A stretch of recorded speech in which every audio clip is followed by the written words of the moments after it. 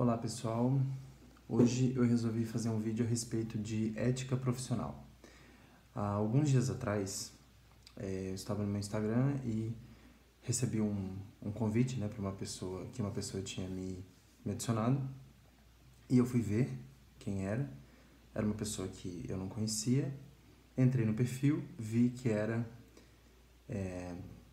de outro estado e tudo mais, e tinha no perfil, nesse Instagram pessoal dessa pessoa, tinha um outro arroba do Instagram profissional. E percebi, para minha grata surpresa, que era um profissional de psicologia também, um psicóloga, enfim.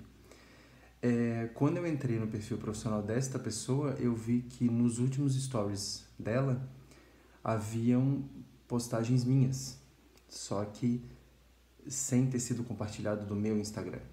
Essa pessoa printou as telas e postou no status, do Instagram profissional dela, sem a devida referência.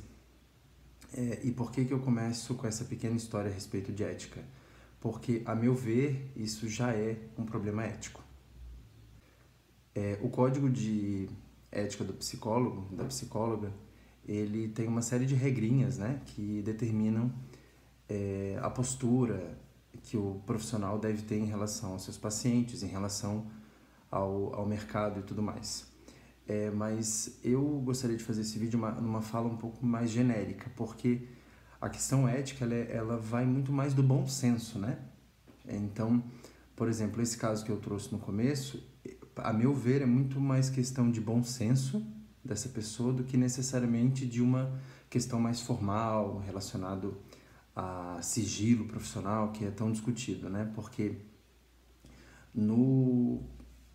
as questões de problemas éticos relacionados a psicólogo tem muito mais a ver com sigilo, Você ter um paciente e você faltou com sigilo, ou pior ainda, você utilizar da sua função de profissional para obter algum tipo de bem com esse paciente ou esse cliente, Por exemplo, manipular a opinião do cliente para conseguir algum tipo de benefício financeiro, ou ainda pior, um benefício afetivo ou sexual, Então, mas a questão da ética vai muito além disso, Coisas mais sutis, por exemplo, o caso que eu trouxe, porque na minha interpretação é extremamente errado você pegar o trabalho de uma outra pessoa que fez um vídeo, fez um vídeo, não, é um vídeo também, mas fez uma postagem, pensou naquela postagem, criou um texto, etc., pesquisou, e você vai lá, copia e posta como se fosse seu, Então, isso no meio acadêmico é o plágio, Que é tão condenado, inclusive é crime, plágio é um crime.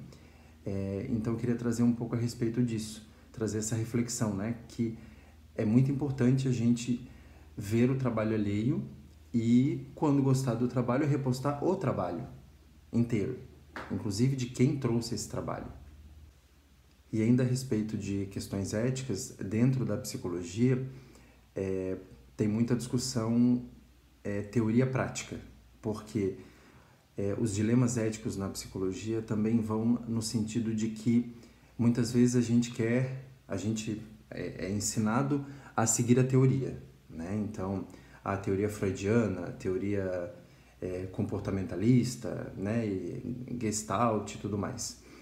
Só que, às vezes, a prática se comprova muito mais difícil do que a teoria abarca. Por exemplo, o manual de psiquiatria, o DSM-5, ele tem uma série de transtornos listados, só que muitas vezes a pessoa tem mais de um transtorno, que é o que é chamado de comorbidade, quando a pessoa tem mais de um problema. Por exemplo, ela tem ansiedade e depressão. Ela tem todo o quadro de ansiedade, todo o quadro de depressão. E aí ela tem uma comorbidade, que ela tem os dois.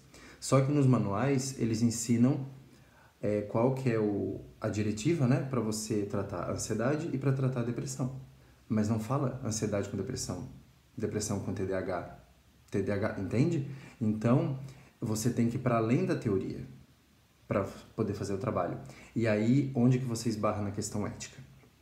Então, assim, é só para entenderem que Faltas éticas também acontecem por questões que ficam numa área nebulosa, que é ao contrário do exemplo que eu falei anteriormente da rede social, que não era nebuloso, né? A pessoa claramente fez uma coisa que ela não deveria. Um outro exemplo que eu trago para finalizar é a questão dos testes psicológicos. Eu trabalho com avaliação psicológica e tem uma série de regras na avaliação, tem uma série de manuais, só que algumas coisas, primeiro que os manuais, eles falam de um teste, mas quando você aplica vários testes a coisa muda, já começa por aí. E segundo, que, por exemplo, no teste do pauzinho, é um teste que é conhecido como teste do pauzinho, na verdade o nome dele é palográfico. Ele foi feito há 50 anos atrás, que as pessoas escreviam muito mais do que elas escrevem hoje. Eu, particularmente, não conheço ninguém que escreve muito. As pessoas do meu convívio, elas digitam muito, seja no celular, ou no computador, ou no tablet. Só que o teste, ele é feito com caneta. Então, pessoas que têm pouco convívio com caneta, né, que escrevem pouco, vão ter um desempenho pior. Só que isso não vem sendo problematizado para a aplicação desse teste. E aí eu me pergunto, essa pessoa realmente foi mal porque ela tem uma baixa capacidade produtiva, que é uma das coisas que o teste avalia, ou porque ela tem pouca familiaridade com caneta? Então, é complicado, né? Mas assim, pense a respeito da ética no seu trabalho também, né? Na sua profissão. O que é ético, o que não é ético? Não é ético, por exemplo, falar de um colega no corredor. Se é algo que é relacionado ao trabalho, fale com ele. Se é algo que não tem nada a ver com o trabalho, não fale e não pense, porque não é problema seu, né? Então, trouxe aí algumas questões, acho que é importante a gente pensar a respeito disso, e não é uma coisa que acaba no momento, é uma coisa que tem que ser pensada o tempo inteiro, eu como profissional, você como profissional e todos nós como sociedade. Agradeço quem viu, aceito sugestões, agradeço inclusive também, e é isso. Muito obrigado, até mais.